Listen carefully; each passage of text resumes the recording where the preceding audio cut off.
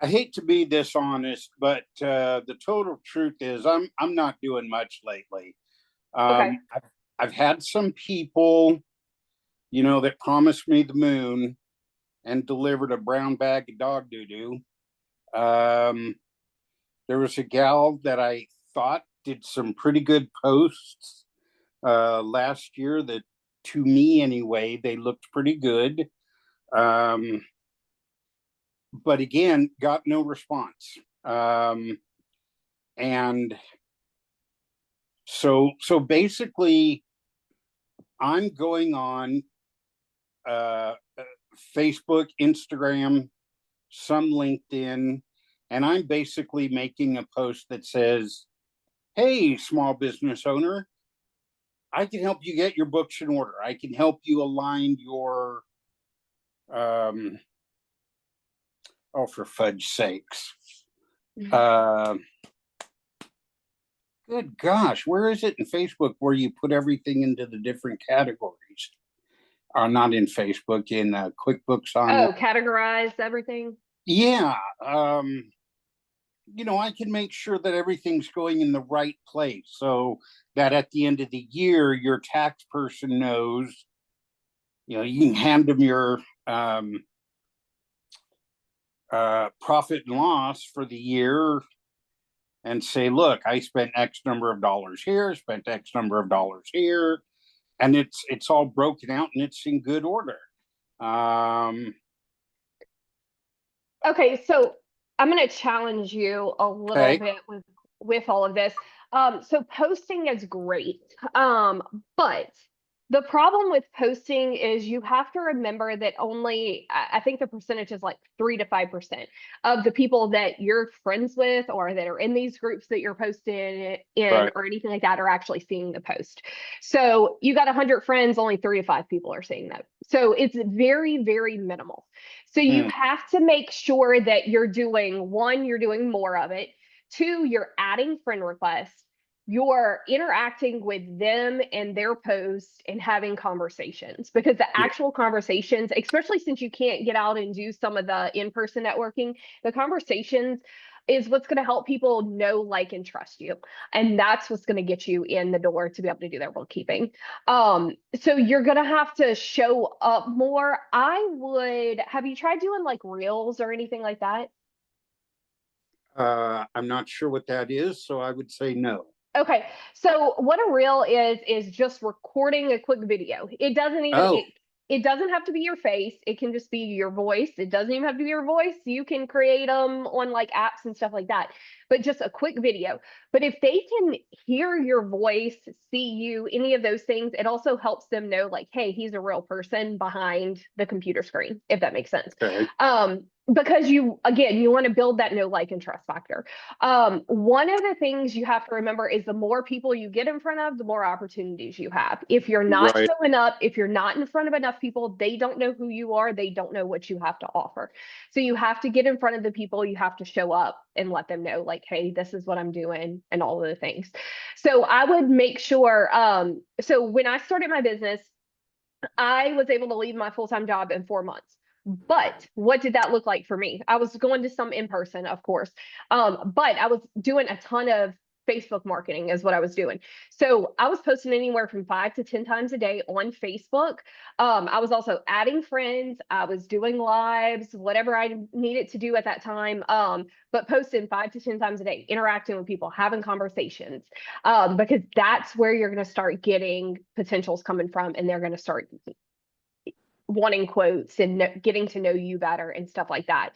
I would also, are you a tax preparer? Are you remembering Yes. correctly? Okay. Yes. You may even reach out to some of the people that you've done taxes for. Have conversations with them. Like, even if it's not, hey, they need their bookkeeping done, they might know somebody who does. Or there's some emails you can send out, because that is going to be who you're gonna. If it's people that already know you, like you, and trust you, they'll be willing to send referrals to you and say like, hey, Brad's doing this. So I would just make sure that they know like this is the service you're offering. You can even offer like some type of referral program, like, hey, if you send me a client, like, and I don't know if you send them a client, I mean, if they send you a client, maybe it's a gift card to somewhere, or if they sign on, you give them so much money off their package or something like that. But you can do different things like that as like an incentive to get them to send referrals and stuff your way. Yeah, I've done a referral program, Okay. and yeah, that hasn't done me any good, really. I think my son actually did the best work for me as far as getting referrals years ago. But yeah, I've done that. I what I've been thinking about doing lately, since tax season is just over, is sending an email to clients and say, I need some honest critique. Tell me what's good, bad, and ugly about the service I've provided you for the last, umpteen years.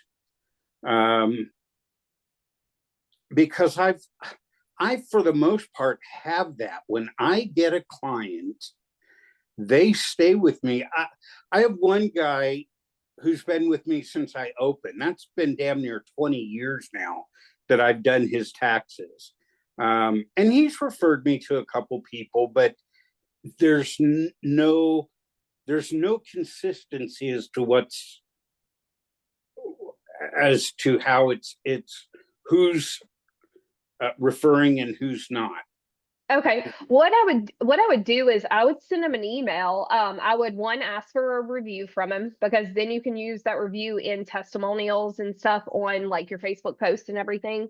Right. Because that's gonna help a lot. And then let him know, just because they know that you're doing bookkeeping, they may not, or maybe he doesn't even realize, but they may not realize that you want more clients, you need more clients, anything like that. Make sure you're telling them, like, hey, please send referrals if you know anybody. I'm accepting new clients right now, stuff like that. So make sure you're communicating that to them. And to anybody that you've worked with in the past, just like, hey, would you be willing to give me a review? And again, you can say, like, if it's a bad review, then like, hey, this is what areas that I need to improve on, or this is why people aren't sending it. But Right. at least you're getting some reviews. You can use that in testimonials.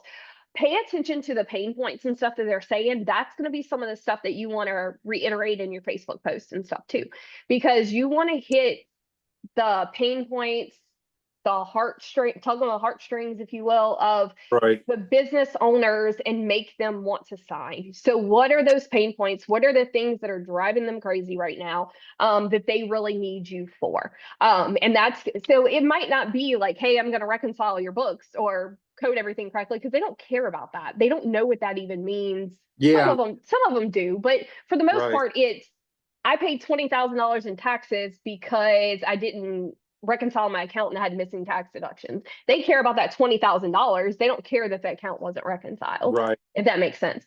Yeah. They just care that you can get them $20,000 back. So it's stuff like that. But I think you definitely need to have more conversations. I would send the emails to the people that you already know. Ask for clients. It doesn't hurt.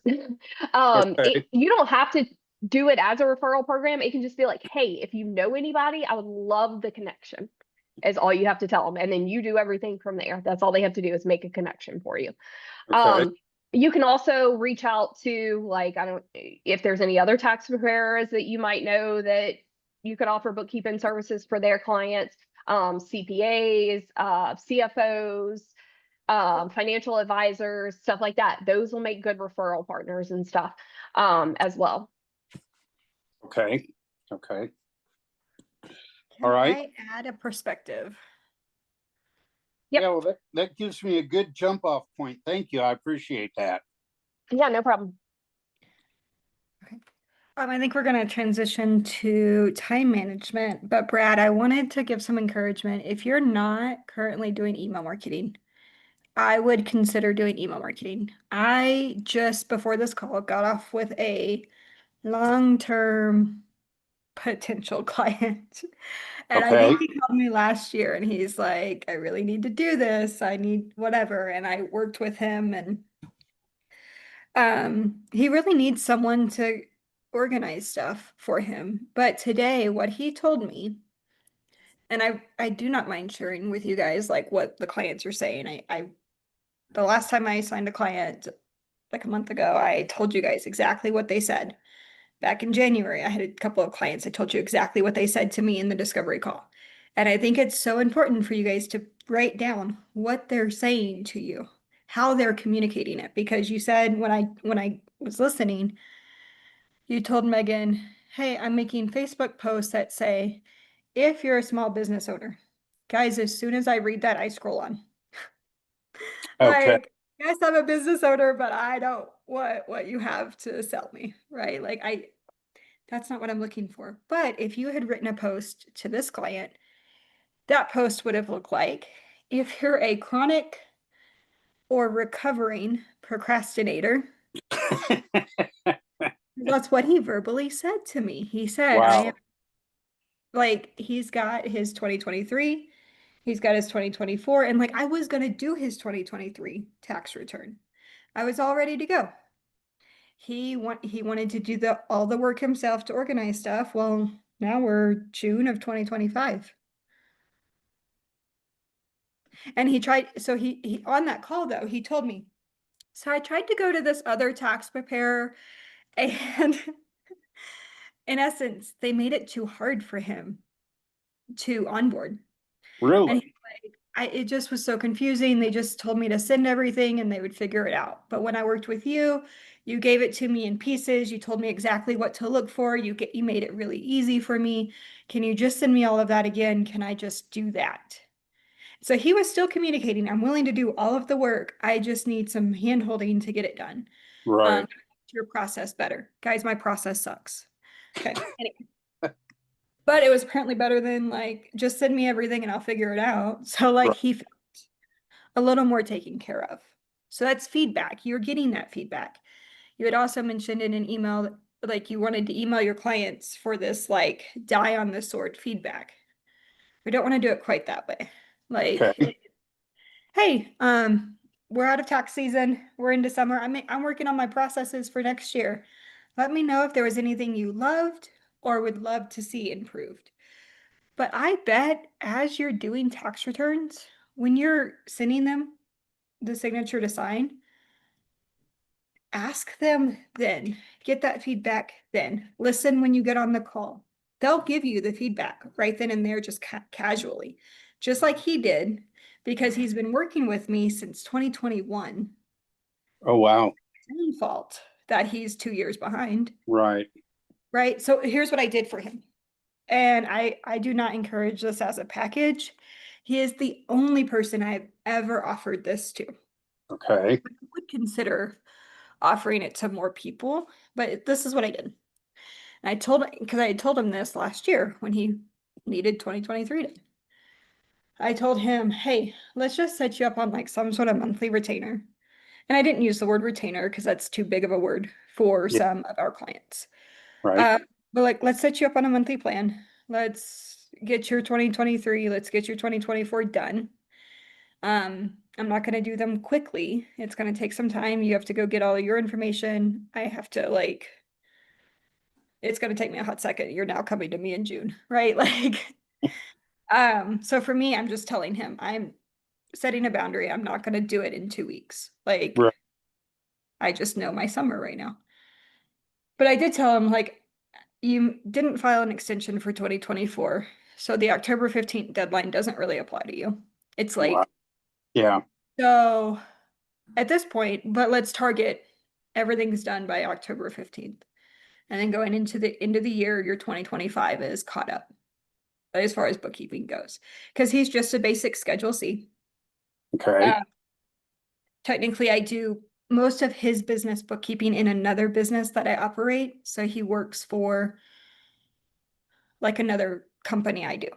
So Right. he 1099 from them. So most of the expenses actually go through that company. So it's one of those like, because I know my audience keeps coming to me. And there's different ways that they interact with each other. So I have clients that will tell me to go to another client to ask a question on their bookkeeping because they're all so interrelated. Oh, Just because wow. of the community, the network that I'm in, right? Okay. Because like so and so set up my website. I don't know the, like just, and so I'm like, I gotcha. I know what to ask. I know what to do. Not a big deal. And they all know it. But anyway, here's what I offered. I offered, in essence, $200 a month because he's so tiny. I did tell him I was going to charge him additional for the 2023 and 2024 tax return, but I got him to commit to the $200 a month for like really super basic bookkeeping. I'm going to put it in Ledger. We're going to go ahead and do it every month. And however, one of the reasons I discounted it to that level is he's really just personal bookkeeping, which is a lot of work. Don't hear me say that it's not, but two, a lot of my clients come through his podcast. Okay. And I will still pay him to be on his podcast, but I know discounting that is like continued clients for me. So I'm not saying you have to, charge $200 a month. But what I'm looking at it is I'm saying he is going to procrastinate. So I'm not going to actually touch it every month. We're going to touch it, try, and we're going to be waiting on him. So really what I did is I took that, how like you get their information at year end, Right. sort through it, file the tax return. Sure. All I did was give myself permission to touch it throughout the year, so I'm not having to do it for him at the end of the year. Right. That's basically what I did. So I took a tax client and just charged him a little bit more for his tax return Okay.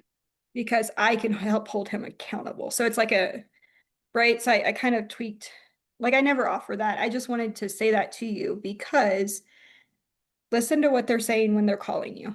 Right. I'm a recovering procrastinator. I'm still procrastinating in this area.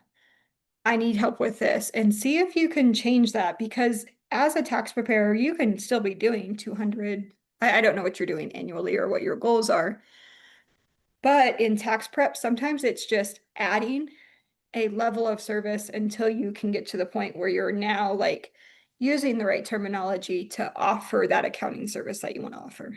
Okay. I think right now we need to work on your bridge between tax and accounting and see if we can just slowly start, like make an effort in the next 3 months Yeah. to increase compliance with that service. And then we're going to really formulate that accounting service and we'll be able to target it better going into August, September.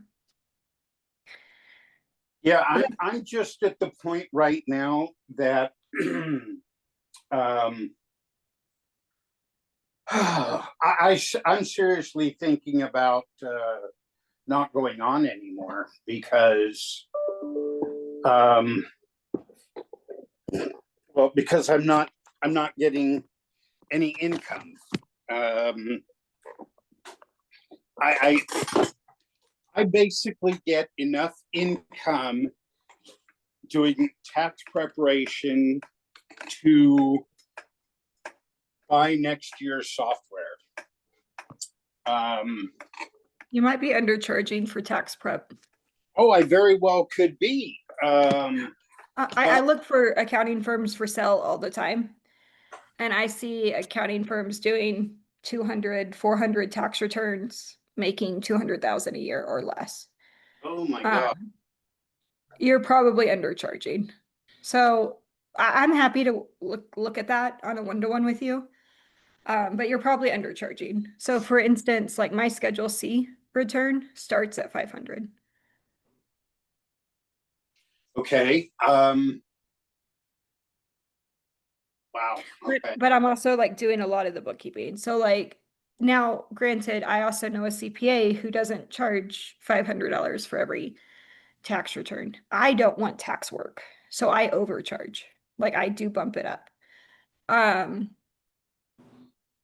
I'm not saying you have to charge 500 because sometimes Sure. that's highway robbery, right? Sure. Like I'm just saying, hey, I don't want you if you're that tiny. I still do some, but like generally speaking, if you were to go to my website and like stalk my prices, that's what I lead with on my website.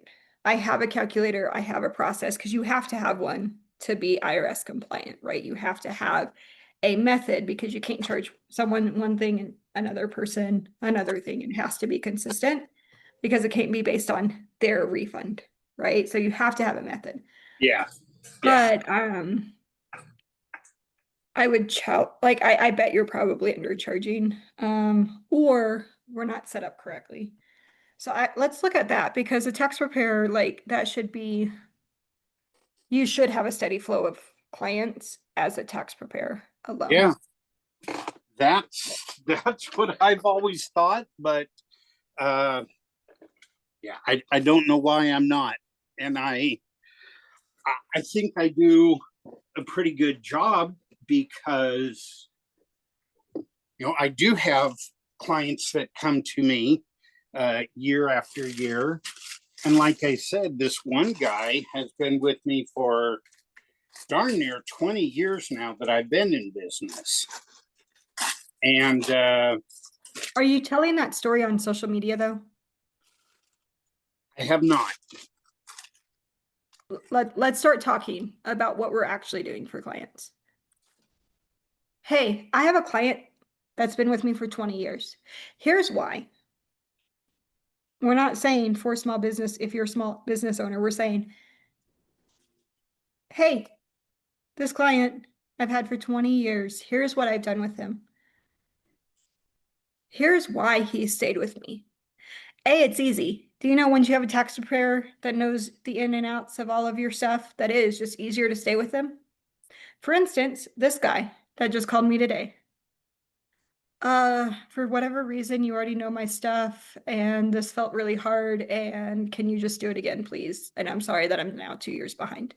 I should have just paid you to do it the first time. Because he still has to pay me either way, right?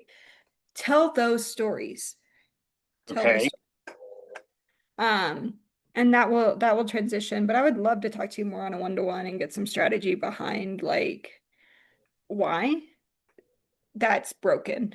Like if I wanted tax work, I could have a firm just doing tax work. I just really don't want tax work. That's not No, what I'm.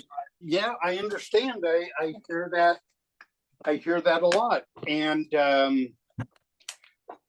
I, I don't know if I've shared this with y'all before, but I treated my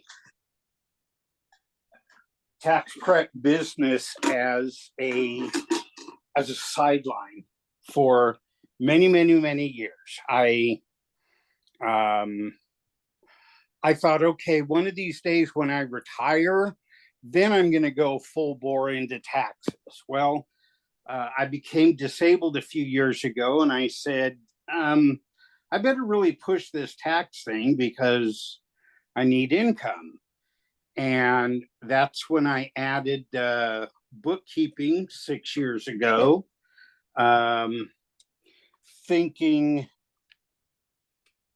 well, this is peanut butter and jelly. They go together. And a small business would just love to get a one-stop shop.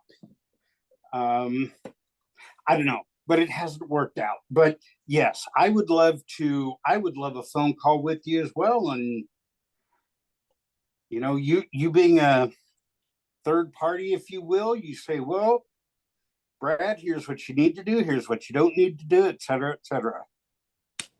Yeah, that's exactly what those calls are for. Just, I mean, I even need someone to sometimes look and be like a different perspective on my stuff. And sometimes, like I know today's topic is actually time management, so we're gonna shift to that. But as you know, you just said a few years ago you became disabled, and we needed to shift. As we start talking about mindset, listen to that, because sometimes guys, and this isn't just for Brad, this is everyone, for anyone listening to the replay and everything, as we go, sometimes we start trying to do too much.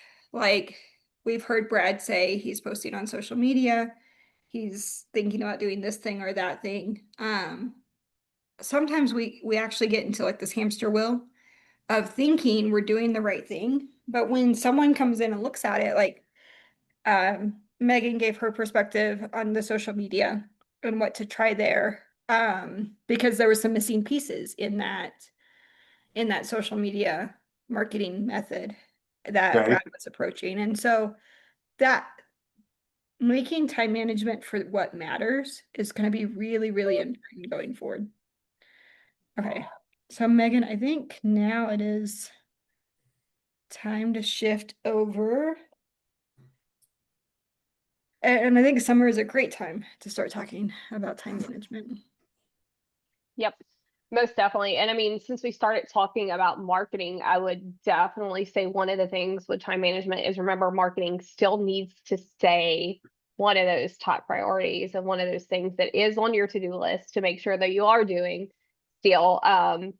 Because I know, and some of you may have been there or may be there and stuff, but I know like beginning of my business, you start marketing when you start getting clients, then you kind of put it all on hold, like from a marketing standpoint, because it's almost like, well, what do I do? You feel like, okay, this is where the money's at because this client paid me or they're paying me. So I need to focus on this. When the reality is like, you need to be doing both. You need to be doing the marketing, the marketing, the client work, all the things. So trying to figure out a process that works for you with that is going to be huge. And I'll also say, like, from a time management perspective, also know just because one thing that's working right now for you doesn't mean it's always going to be something that works for you. Every season of life is going to be different. You might have to switch on like what's working from a time management perspective and all the things. So if you're working full time and trying to do the business, it's going to look a little bit different than if you're just full time in your business and stuff. And I can tell you, like, marketing for me had to be one of those things that it was the very first thing that I did every day, because if not, it didn't get done. Everything else got done, and then I'm like, I'm just going to bed, forget about it. But you have to keep that going. But like from a time management point of view, there is so many different ways that you can do time management. So you can do like time blocking, whether it's um, certain times of the day you're going to work on certain client tasks or certain clients. Um, I've seen people even like certain days of the week is specifically laid out for these certain clients. So whatever that looks like for you from like a time blocking standpoint. Um, Maybe it even means, like, I know whenever I was working, because I was working full time, responding to emails, phone calls, stuff like that, I got really good at boundaries from that standpoint. And like, I'm not always answering the phone and the email right away.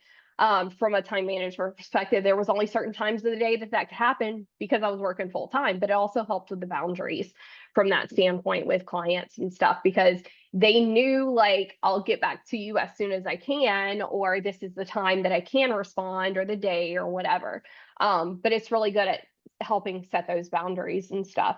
Um, and then let's see. And then sometimes even like batching out, like I did at one point a sticky note thing where it's like, okay, the two businesses, here's task for each business. And then here's like house task and stuff. Okay, I have 15 minutes. What can I sit down and go do in that 15-minute time period? Because if I just sat down and was like, okay, I have 15 minutes, then I wasted 10 minutes trying to figure out what task I'm going to do. So if I wrote them out at the beginning of the week, then it was easy just to go pull like, okay, here's this task. And that worked at that season in life. So it just kind of depends on your season and how things are going. Sherry, we talked probably one of our very first calls that we did when we started the group was on time management.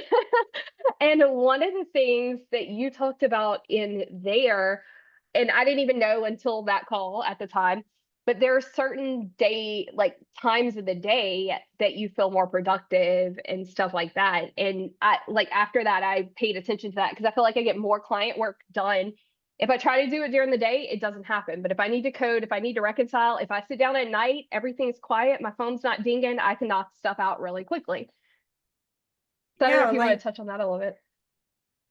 I just feel like sometimes we make things harder than they need to be. Like, Yeah. um, And I don't know who on the call today or who listening has had like a full-time job. And I'm gonna bridge two thoughts. So bear with me for a second. Cameron Jones just posted, well, that he's also in a full-time job, but he goes, doing the work is not even 20% of this business, which is probably the most disappointing part of the business to me. Guys, are you a business owner or are you a staff accountant? If you're a staff accountant, a controller, things like that, and you love doing the work, go do that. Find an environment where you can thrive. I think sometimes people want to leave their 9 to 5 just because they're not productive between 9 and 5 and they're trying to set their own hours. I remember for me, like, and I think this is different, especially when you have kids, right? Like, Yeah. you're like, they're in daycare. This is not what I want to be doing. I could be taking them to the zoo right now, or whatever it is, like, whatever that goal is. And that's why when you talk with Megan about mindset and you really set those goals, she will have you start to set what does your day look like. And that's where, for me, 9, 10, 11 o'clock in the morning, these calls, perfect time to do those. I'm energetic, my mind is working, I can function on like what you're saying to me, and I can really process it from like a troubleshooting standpoint because my brain is in that mode. That's when I'm most productive in the kitchen, things like that, right? 2, 3 o'clock. And there's an app that you could also look at. I think it's like Rise app. It's actually pretty accurate. I've tried it. It's pricey, so I don't keep it, but I did try it and I was like, oh, that's really interesting.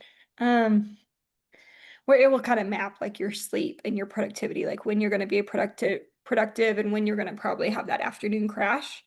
For some of you, it's not an afternoon crash, it's like 5, 6, 7 o'clock at night crash before your brain wakes up again and you're like, oh, I can do all that coding. When I started my business, I was doing all the coding at night because, again, it was quiet. Or I could do it 9, 10 o'clock when my brain was functional and the kids were playing in the water or something. Not a pool, but like table, water table. Um, lest someone think I'm like doing something funky. But yeah, so that's what I meant by that was just like when is it easy for you to do the task? When is it easy for you to do the dishes? When is it easy for you to do the laundry? Not that we want like everything in life to be easy, but like if we've already got this natural habit,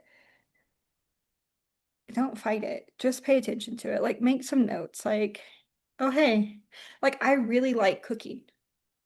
But in a messy kitchen, if I'm rushed, if I feel like I have to do this in like 20 minutes because I've got to go get on a call or something, or like whatnot, I hate it.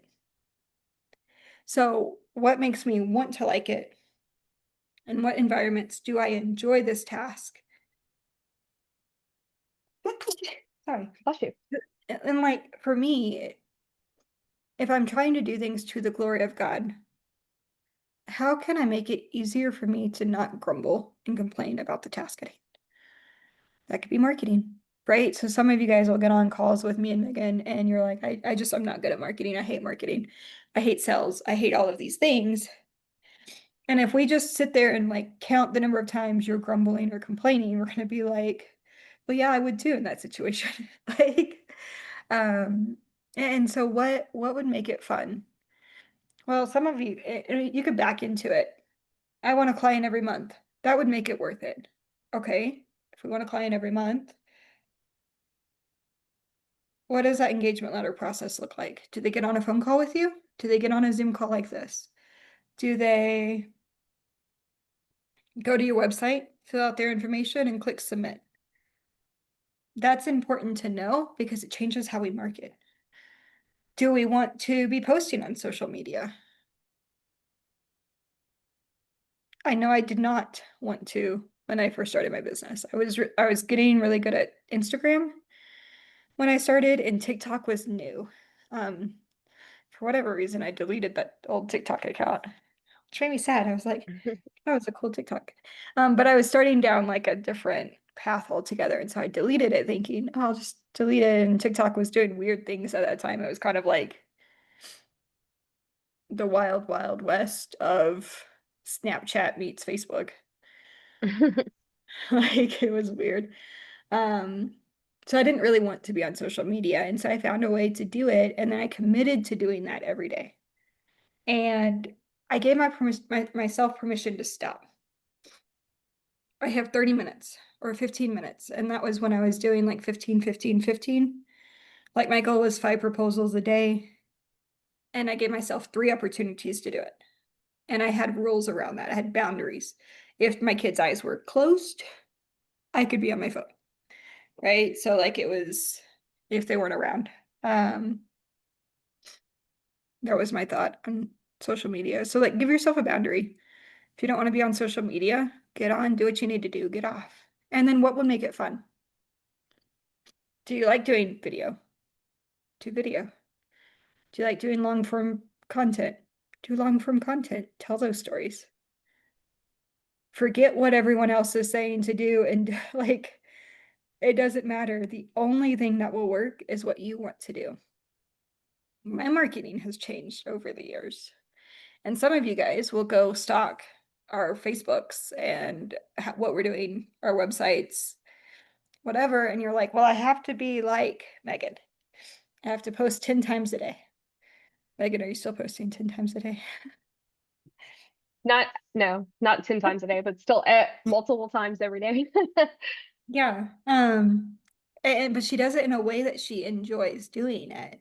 It makes sense to her. It's part of her routine, and she's determined to do it. Now, I think it also helps that Facebook has gamified it for her. And so like Definitely. there's some external motivation. And if you can find something that gamifies it for you, do that.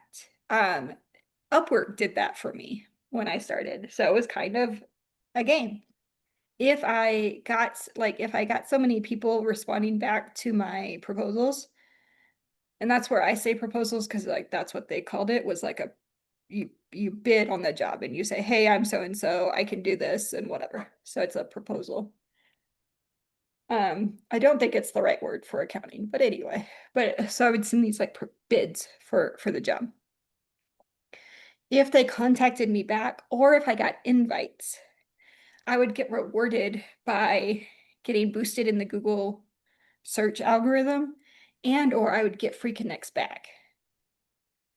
So like if someone invited me, I didn't have to pay the connects. If they replied to me, I would get the connects refunded and I could, so like there was like a task within a task. And so it definitely be playing Candy Crush at night, right? Like I wasn't playing Candy Crush, I was on Upwork, like what's here? What's, what can I find?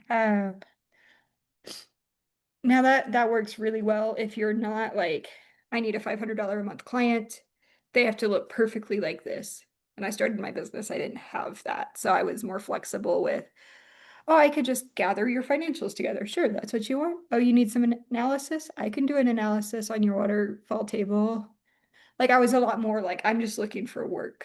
And some of you guys need to do that, actually. Some of you guys are stuck because you're just not saying yes.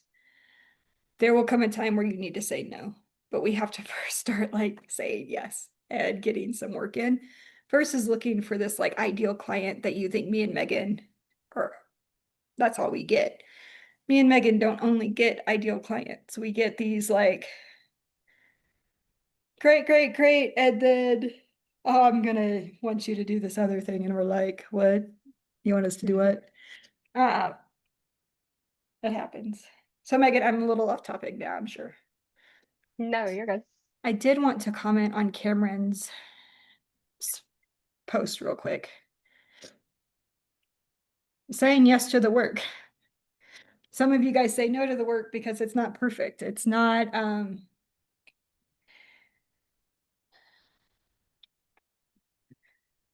some of you guys say no because it's not recurring.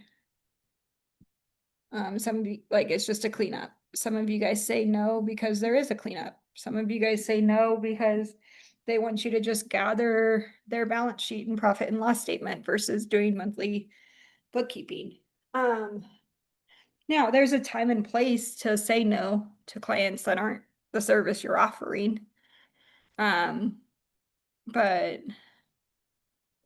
some of you guys like, and what I mean by saying no is it's not just, hey, can you do this? No, it's, I'm not going to speak into this chat thread because I don't want the work, or I'm not going to bid on it on Upwork because it's not ideal, or I don't know that I can do that, or like there's other ways we say no that doesn't even allow us to get the conversation with the client.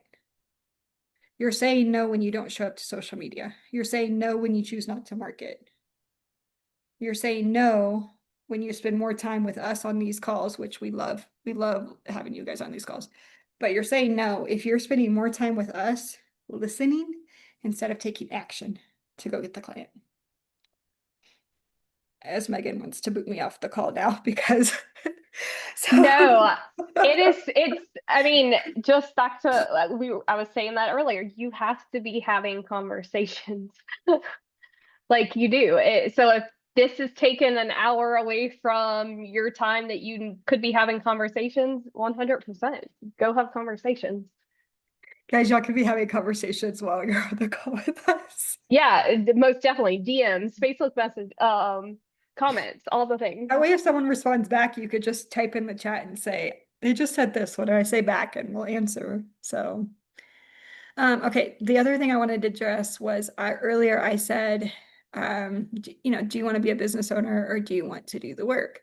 So many of you guys will get on one-to-ones. Abel is like hiding over there at what I just said. But some of you guys will tell us, I just want to do the work. I just want to do the work, to the extent that me and Megan will occasionally talk and we're like, she might just need to be a contractor for a time and not really have a business. But the beauty, like I like doing the work. As I've grown a business though, I don't have to do the work anymore. I get to really be in my sweet spot of serving clients and serving the problems, knowing my team can execute the solution. And I really like, it used to be a lot of fun to stay up late and code and whatnot because it's like playing a game to unwind. So like Candy Crush, you're like, my sister was playing Candy Crush recently, and she was like, what, on level 1300? Didn't even, yeah, people have been playing Candy Crush for what, like a decade now? Because it calms your mind. It's like that repetitive, I'm just going to do this, and you're going to sort through the puzzle. And so some of you guys will say, well, I love solving problems. I love puzzles. I love doing those things. Your business is a bigger puzzle. So it's okay to give up doing the mundane puzzle to start to solve a bigger puzzle. And that puzzle for most of you, Megan, again, this is not time. I went rogue. That puzzle, this is why time management is important. But that puzzle is, how do I get this marketing working so that I don't have to work as hard? How do I get the financials out so I don't have to work as hard? How do I start to create this asset that removes me from the piece of this puzzle while I'm still showing up really well for my clients? And they don't really care that I'm not the one hitting the buttons. That's the puzzle some of you are going to get to. Okay, let's see.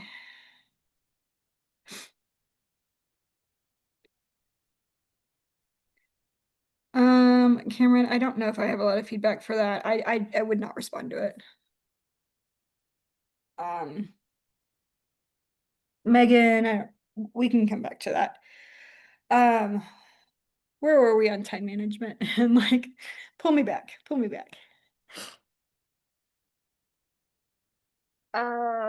Let's see.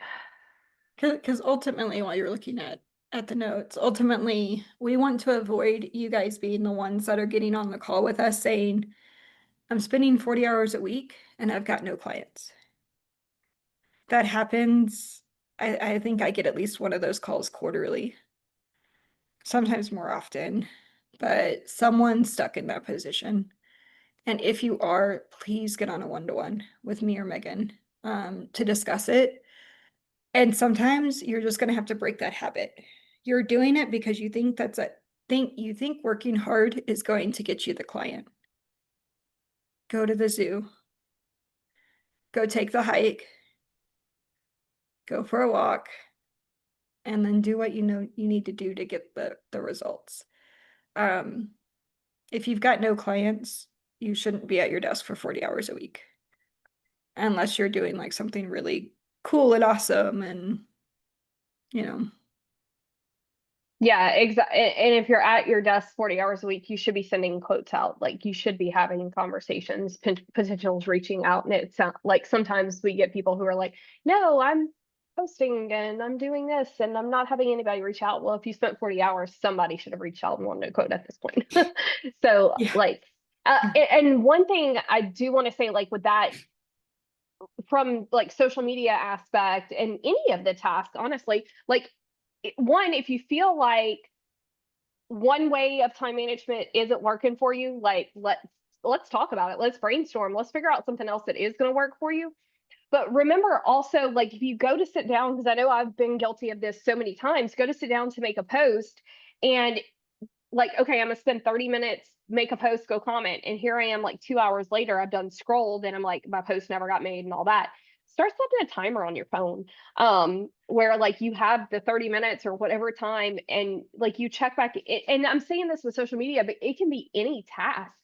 If it's coding clients' books, checking emails, whatever, set a like an alarm or whatever to go off and like, okay, did you do what you set down to do or did you get sidetracked and do something else? Because I'm guilty of that all the time. Like an email pops up or I just scrolled on Facebook because something caught my attention and now I got sidetracked and never completed what I've done. Because a lot of times we get guilty of that too. So then now your whole time management system done went out the window because you got lost in Facebook scrolling for hours or reels or whatever. Megan, we were on a call with another business owner. At one point we were helping on, it wasn't a bookkeeper, it was a business owner. We were helping specifically in their business do something developmental wise for them. And he said, I want to run the business from my phone. Like if I can't do this, like now at that point he was also on a Zoom call with us as we were answering a question for him. But so we were consulting with this business owner on their business and he made that comment and I recently have kind of adopted that. If I can't do it from my phone, someone else should be doing it in my business. So like that I say that because Cameron was kind of talking about business and from a time management standpoint though, like again, going back to Megan's, like she will harp on this and I love it. If you know your goals, it will be easier to push everything else aside, but some of you don't know what your goal is. And so what you're trying to do is you're trying to ask permission from this 40-hour week business to go live your life, your dream, your goal. Reverse it. The business has to fit in the life that you want to live. Does that make sense? Like, and so if you haven't watched Megan's, she does this every year, the goals workshop. It is available. I don't have the link because I wasn't planning on sharing it, but you guys could get it. We did a podcast on it back in January too. So or email us at info@cb4s.biz and then we can get you that link. But if you haven't watched like anything really talking about goals, go watch some of the stuff that that we've had Megan put out for that, because if you know that you're a homeschooling mom who it's much easier to work from a tablet or a phone, what can you do on the tablet or the phone and what can't you do? Then don't do what you can't do. Now that's where at some point you have permission to say no to the work because you can't do it or your team can't do it. at the beginning, don't stay stuck for years without a client because you're at your desk anyway. Might as well go ahead and take the work. But if you're at a point where you're like, hey, I actually want to grow an asset, start growing an asset from day one. And you're going to learn, like, so as you get farther in business, time management, we were just talking on our Tuesday night co-working call kind of about this. I had something come across my desk. It was a client scope creeping to the max. I saw an email come through from her and I was like, what? I forwarded it to my accounting manager and I said, can you, what? And she was like, oh yeah, I was going to ask you about this. Like, are we engaged to do invoicing and bill pay and all of this stuff? And I'm like, no. And so like I coached her just via like a Google chat that we use. Hey, this is what we're doing. This is what needs to happen. XYZ. Please draft the email. So like I was teaching her something kind of new to take it off my plate. I could have responded to the client. It would have taken me 5 minutes. Instead, I tried to empower my team to respond on my behalf. Here's how we know what we're doing for the client. Here's how we know if it's scope creep. This was obvious scope creep. 3, this is how we respond. So she drafted it, I fixed it and sent it on, and then I CC'd her on it so she would see my edits to that. That's part of time management. It's setting up systems to orchestrate the goal. If your goal is not to touch everything, then stop touching everything. But some of you, like me, are gonna like the rule is to hot potato, right? That's what I say. As soon as like you know that you want to not touch something, it comes across your desk, you need to immediately assign it out. Now, unlimited budgets, we only have so many people that we can assign stuff out to. So we have to work with their strengths. At some point, you might have some task that your team isn't yet qualified, able, and there's not the bandwidth to teach them how to do it. That's still in your plate. Everything else, you need to let it go as quickly as it hits your desk. If you're like me, you're going to sit on it. Oh, that will take me 5 minutes. It'll take me 30 minutes to communicate, which is like what happened to me on this email. I could have taken the 5 minutes to send it. Instead, I sent more messages to take care of the email, trying to equip my team to send the email. Does that make sense? So it's not like it feels backwards, but it gives them more information on how to identify it in the future and how to respond on your behalf. Okay.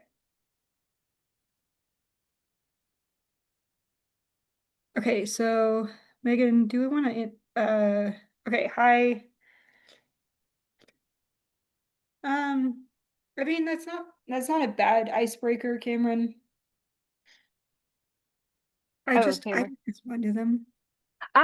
So Cameron Montgomery teaches how to DM and stuff. I don't know the ins and outs on like what people would respond to.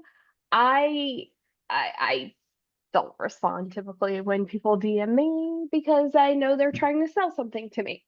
Um Here's what I say in the course. So we have some DM scripts in the course. Some vague ones. Cameron Montgomery does have more. Why would they respond to that? Like, so they connected with you how? I try to make it more personal. And I really like what Megan, do you want to talk about what Chelsea used to do? Because she'd be yeah, like, Chelsea would ask like how the weather was or something like that. But I mean, because they I were think local. exactly. So I think anything that you could do from a connection standpoint, like that would be great. So like the way the economy is right now, how is it affecting their real estate business? Like you want to do something that they're going to engage in a conversation and actually answer you about. So like what is that? And that might be a good question to ask Chat GPT. Like, hey, what would be some engaging questions or something real estate people would answer, you know? Um You could say and something like, I have clients who are experiencing XYZ. Are you seeing this? Or, hey, I just wanted to connect with you because I'm seeing this. is that what you're seeing? Do you have any insights? Like, people love to talk about themselves and their own opinion. I really want to get that conversation going on Facebook versus like, I see you're also like, I get messages all the time. I see you're in the accounting space. I see you're a coach. I see you're whatever. I see that you're a Christian business owner. Like, hey, you're pretty. Like, I'm not responding to any of those. Now if I got a message saying, hey, um, I saw you commented on this and I have questions about this, that's going to get my attention because I want to help people. So like if someone's asking for help, if someone's asking for my opinion, in not a sleazy way, because I'm not just gonna like, I obviously know when I'm being baited, so don't go bait someone. But like if they're genuinely willing to have a conversation, I might respond. But I'm not gonna like, I don't respond to messages like that. And I don't think most Facebook users do. So what Chelsea would do They if don't, she and sees a this is message, why they I'm didn't having a lot of respond. issues. Yeah. She would follow up a couple of days later. So she had a process. So for each connection, she followed up day 2, 3, 4, 5. She had a plan. And we talk about this specifically in the course too, but where, you know, if they responded, great. If they didn't, a couple of days later, she would just reach out. Hey, I'm a bookkeeper in our area. I serve the real estate. I serve the construction industry, Airbnbs, things like that. If you are looking for a bookkeeper or know someone that is, I would love to be, love to chat. And she would have people come back to her years later because they're like, oh, I'm now being told I need a bookkeeper. I don't know a bookkeeper. And they would remember her because she was local. Like she was very targeted in who she reached out to. So have a plan to like follow up with that. I just don't think this initiates conversation.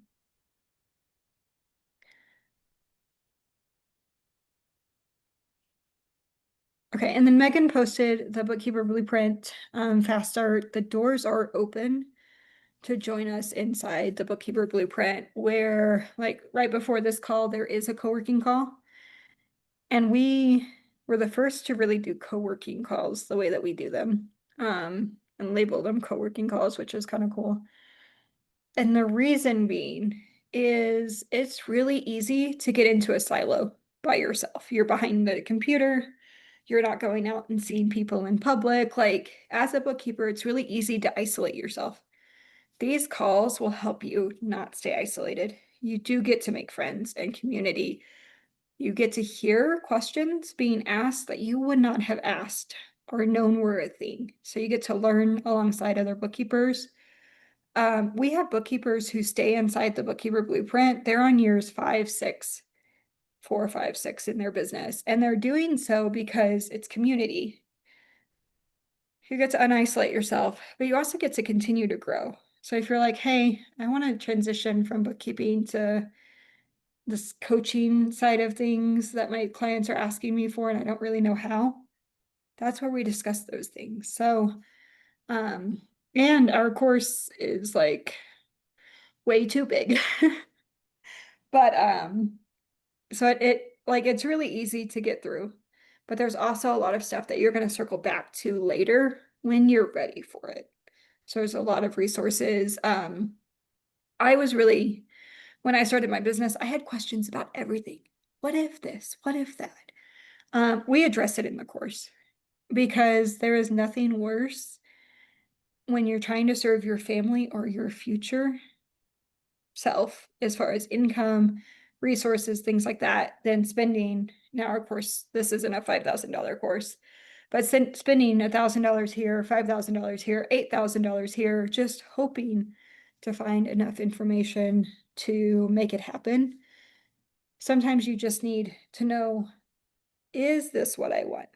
And so we start with that, and then if you need more, it's there. So if you're wondering how it looks to offer CFO, how it looks to offer coaching or analytics, that's in there. And we speak to it often. So coolio. Okay, Megan, we did talk about time manager, right? Yeah. We Um, lots of great information today. all the things. Just holistic business, holistic time management is really where we took that today. So any last questions or anything I missed, Megan? I think I got everything. Yeah, I think that's it. Can I ask one more question? I don't know if there's time. Yeah. So I had two proposals out.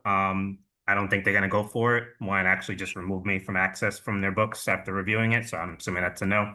But I was really it's real estate investors, and I was not happy with like doing commingling within the book. So this person has like 12 entities. I think I mentioned it last time.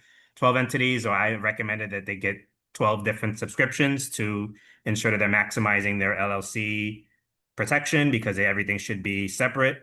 That's obviously not something that they've been told before because there's a lot of courses out there with real estate investors that encourage using business tracking and all that stuff to save and to be able to make it more optimized. So long story short, I quoted, I advised them that they would need 12 subscriptions, which is going to cost like $500 plus a month because QBO is out of control. And I am pretty sure I lost the client because of that. But I've been doing some long conversations with ChatGPT and reviewing other things, and I'm just trying to like narrow down, what is allowed within the same subscription and what is not. So I think I just want to just clarify again. So if they file their own entity, they file their own return, partnership, S corp, corporation, and it's a different type of business than the other ones that's attached to that QBO, it needs its own subscription. And then any disregarded entities that are within the same realm that don't file its own return and just funnel through the business owner can be in the same. Is that correct? It's more there's some exceptions. So one, I think enterprise is cheaper than what you just quoted them. Enterprise is like $7,000 a year. Oh, is it? Okay. Um, how are they they're filing 12 different tax returns? No, so they have the main company, which is like the property management company, which owns the others, is a partnership. The disregarded ones, some of them are totally different businesses, where it's like a consulting business and one is a flipping business and they have rentals. So I know that those should be separate. But then there is like, Hmm. like 5, 6 property LLCs that are just holding, just the LLC itself. Yeah. And right now, There's a everything way goes to do on. that in QuickBooks together because the tax return that they're like sub businesses of. Um, I would have left them together, likely. I obviously don't have all of the information, but likely they could have stayed together because of the ultimate structure of those businesses. I did just work on a business who, they had one rental in an EIN and in an LLC, and then they had another rental in like personal name.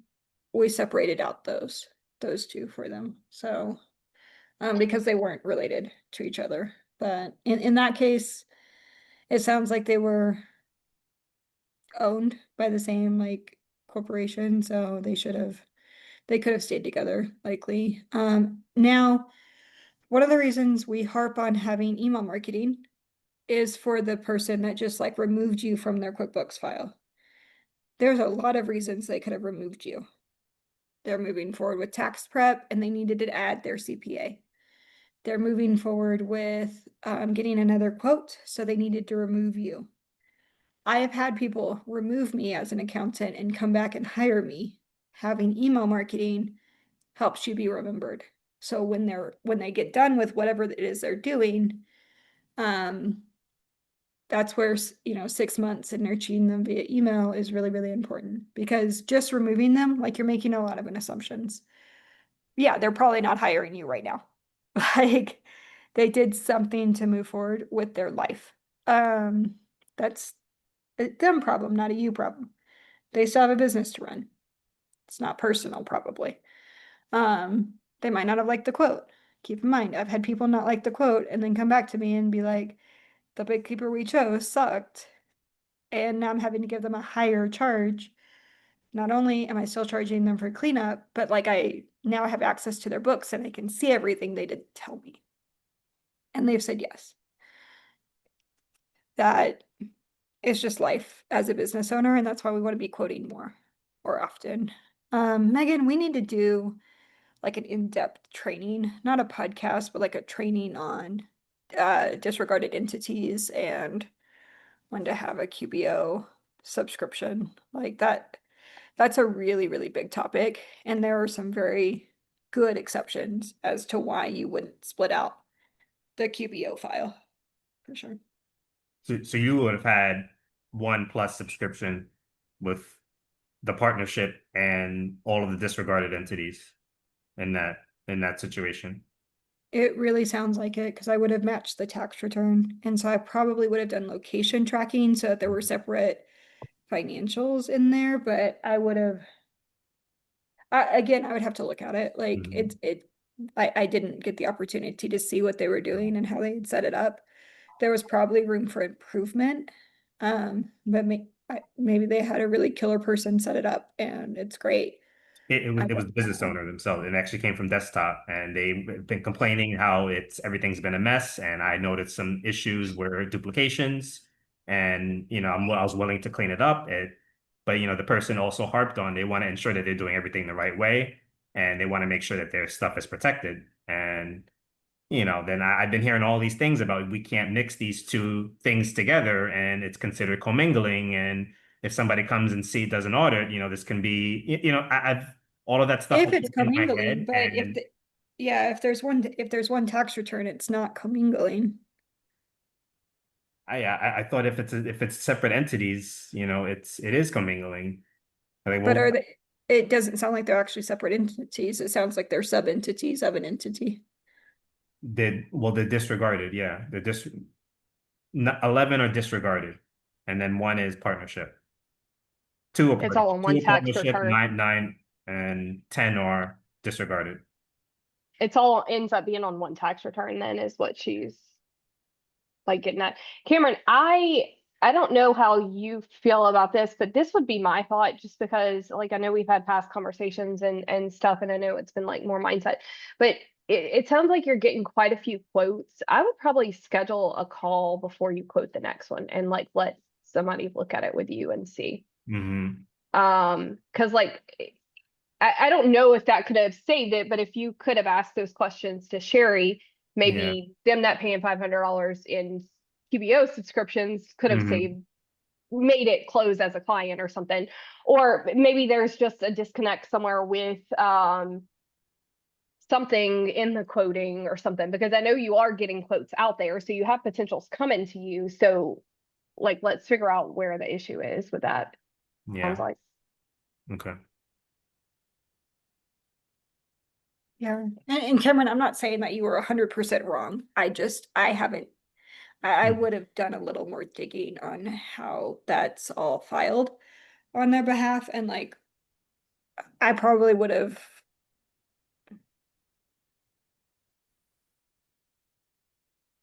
I might have needed more information depending on like what I could see in books, but I would have also requested a copy of the tax return to do that quote, depending on how comfortable the client could have been. Mhm. You could, um, there are a couple of ways to potentially save that client or that quote if you wanted. Um, but it would take following up with them and finding out and seeing like where they're at. Mhm.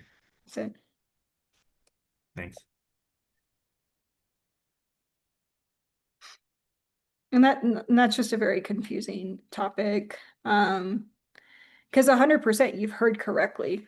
Yeah, separate EINs need separate QuickBooks files. The difference is that word disregarded there. Okay. But yeah, Megan, let's think about doing either something for the course, just more detailed on that, like when and when not, or like maybe a dedicated training on Okay. it.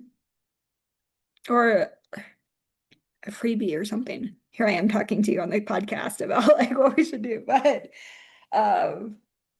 yeah. Okay, Yeah, yes. we have an affiliate. I can pull it real quick. Teresa. And the affiliate gives you like 50% off the first month, I think so.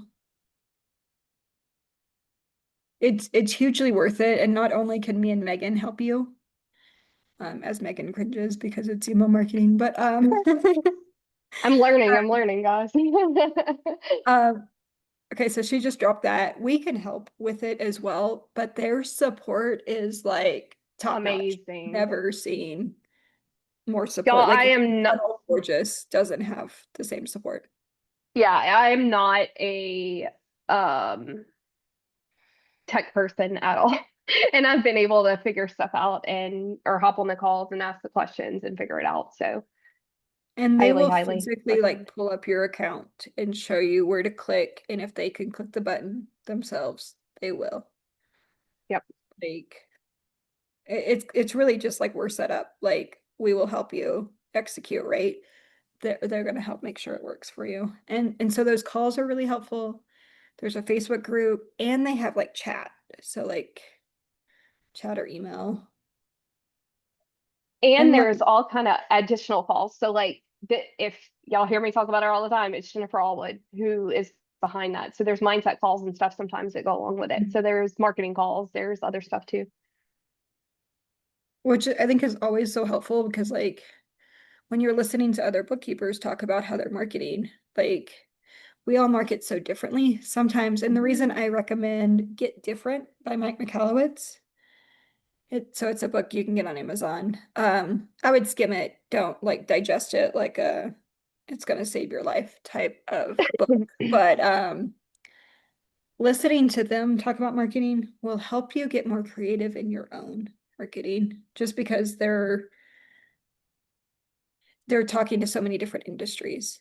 The other thing I appreciate about the support with Equip 360 is it's not just like when you're trying to set up email marketing or a website or a landing page, a lead magnet, there's how do I get the lead magnet in the PDF? How do I keep people from just being able to copy the PDF? How do I get their emails? How do I upload emails to Equip 360? How do I set up payment processing, which Equip 360 does? So like Equip 360 can do your engagement letters, your payment processing, all of that right there.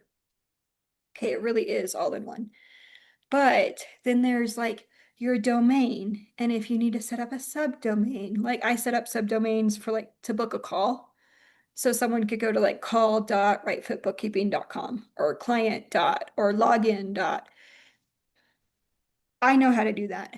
They know how to do it. So if you're like, oh, I need to do this or whatever, they'll be like, are you set up in Cloudflare or GoDaddy?